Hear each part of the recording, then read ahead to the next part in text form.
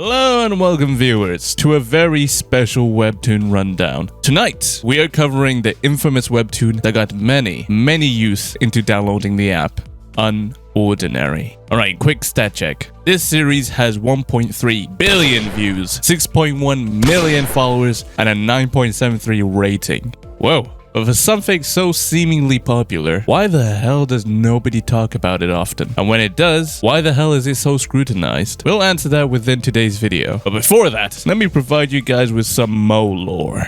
Flashback to a 12 to 13-year-old Mo, and I was just minding my business, watching Crunchyroll, YouTube, and every so often, a certain ad would show up in my face. And here is that ad.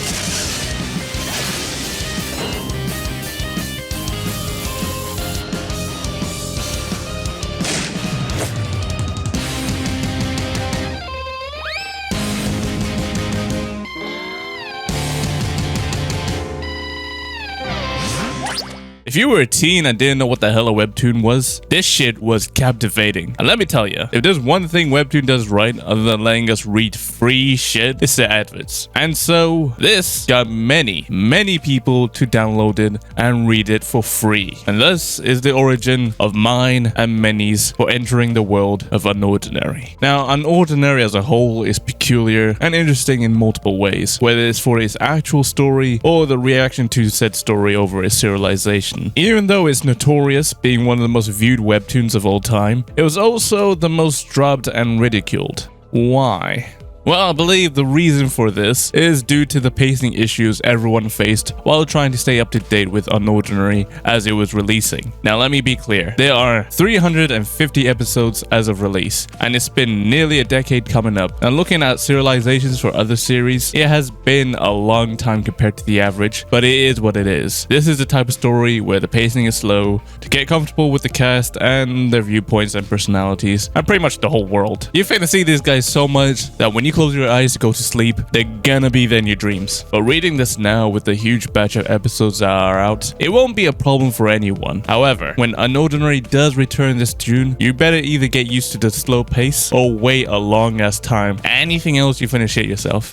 Reading this webtoon takes patience because it's trying to get you to care about the characters and the stakes in the world, not fall in love with shit like the art or the fight scenes, which aren't great compared to most other comics admittedly. Furthermore, yes, there's more. A lot of people had dropped this webtoon out of outrage during certain arcs. The biggest is during John's Tyranny arc, where the main character becomes the antagonist of the story, but compared to other notorious comics or animes that have done the same shit, like Code Geass, AOT, etc., the MC is still kinda cool and charismatic. You know, got that fucking aura. Not with this. The MC goes from this likable, lovable guy to a narcissistic, self-destructive tyrant. Some people couldn't handle that shit. On the other hand, appreciated it. It did go a bit too far sometimes with the temper tantrums, but it happened less times I could even care about. To add to this, a lot of readers didn't like how, I guess, unfair the blame was placed during this arc, which is hard to explain right now, so I'll save this point during the rundown. Other honorable mentions are that people just didn't like the art, which transformed itself worse after the first 5 episodes. I don't know why it did, but it's just not as good as other comics. Not to say that it isn't consumable, it definitely is, but I would be lying if I said it didn't bother me sometimes. Not even with the action, but with the fucking characters themselves, who for some reason sometimes look like each other. Like, you could stare at a certain panel and be like, yo, this guy looks like the main character, but with red hair. And when you look hard enough, you can definitely believe that they all could be cousins. But yeah, if you decide that you don't like it because of the art or the action, that's respectable. But trust me when I say that this comic is indeed consumable. Alrighty, so that probably covers most of the reasons why UnOrdinary was either dropped or hated. I'll have more points later on, but as of now, let's begin with the rundown of what even the hell is UnOrdinary.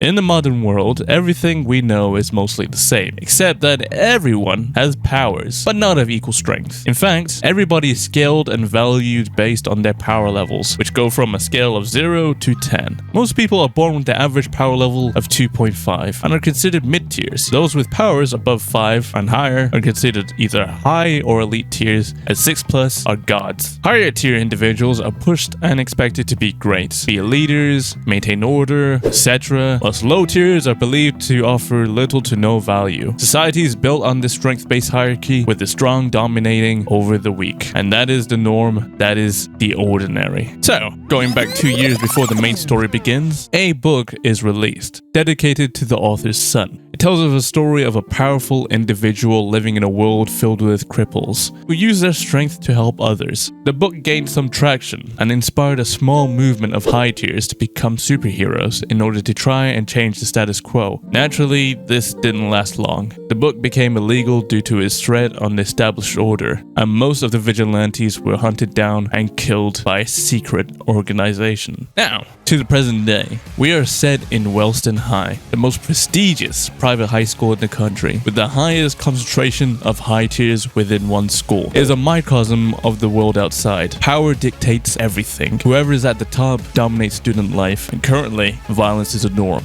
Alright, that's the background. Finally, let's introduce our fucking boy, John H. Doe with a slick back. He is a year into his transfer, being formerly homeschooled as he is a cripple, a zero, a zilch, and is now living life in a den filled with high-tier beasts. Every day is Elden Ring for this man. He is getting jumped from merely existing, but he's determined to live life on his own terms, which is standing on all 10 toes. He's scrappy and can mostly hold his own depending on the tier level, and if he's not getting jumped by 2 DPS, 2 tanks, and a fucking healer. But his life isn't totally shit, because he's BFFs with Seraphina, the level 8 ex-queen and top dog at Wellston. She used to be an uptight bitch, but John's greasy hair and charisma brought her into the sweet life of being unemployed. Their dualship is funny and heartwarming, and the writing does a good job of making you care about their friendship. A good chunk of UnOrdinary is shits and giggles across all characters. And with that said, before we move on, let me go into further explanation about the school's hierarchy, which essentially mirrors a deck of cards. The top 4 strongest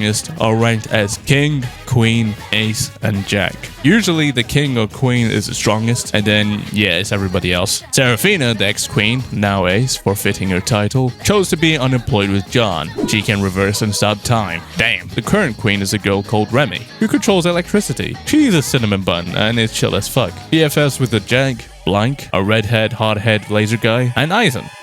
Yeah. And despite being a good person, she also doesn't do anything to help the powerless from getting curb stomped on a daily. And the other two either accept what it is or don't give a fuck. And finally, last but not least, is Arlo, the current king of Wellston and a hating ass bitch. He believes strictly that order should be followed, and yada yada strong set the example of the week. Therefore, when he sees Seraphina being unemployed with no responsibilities, he hates. He wants her to return to her role as he believes it's the correct thing to do. He hates on John even worse because he knows his ass isn't a cripple. How did he know this? Through one minor shoulder budge. One minor budge! And John's nonchalant Riz ass being like, hey, sorry about that. And this guy was on his mind 24/7. And yeah, if y'all probably haven't realized, yes, John isn't powerless. It's not really a spoiler because, well, yeah, it's very obviously hinted. Anyways, back to Arlo. His hang ass sets up John by reporting Seraphina for possessing a copy of UnOrdinary, in which she gets suspended from school for a month. Why did Seraphina have the book? Well, it turns out that John is in fact the son of the book's author, and Seraphina took the book from him after an argument. But more importantly, John's alone for a month, and during this time, he's just getting ass beats, as well as the royals just messing with him, like Blake almost blasting his head off, and Eisen, who just folds John into a fake interview on cripples, you know, giving exposure and shit like that. But nah, it was just to get answers from him and break his wrists. And then finally, once again, it's Arlo. And this guy sent people to fuck with John on purpose, including breaking his phone so he couldn't contact his wifey. Like, damn, the hating. So yeah, all this, then to come home to no friends, no family, and no self-help book. And yeah, this motherfucker started crashing out. So, why does John need a self-help book to be a good person? Well, because it turns out that John was a fucking menace in his previous high school. He was so cruel that he sent his whole ass class to the hospital, causing his right hand to snitch the feds on him. Pure delinquency. And that's fucking insane lore to have. It was such a problem for being a late bloomer that his ass got the bossing say brainwash treatment. We started seeing signs of John's regression through a black, edgy dialogue box, swearing, and worst of all, a haircut. What did you do? This motherfucker became a dick the fuck boy. No! So Arlo sees all this shit and he's like, good, we're making progress. I wanted to push him even more. So he pretends to be John's friend, gaining his trust, and even accepting an invitation to meet him at his favorite boba shop. And after a solid month of being fake friends, Bro had enough and decides to bring this motherfucker John out in the middle of nowhere to get him jumped near to death. Like, this motherfucker was getting stabbed and beat on. They were literally gonna commit murder. The fuck? And yeah, that was definitely the final straw. John pops out his powers and effortlessly wraps everyone up, sending this bitch up like 4 stories to fall. And then he stabbed her friend who was trying to help her, and Bro's like, nah, you finna watch her fall. Which he did, almost dying.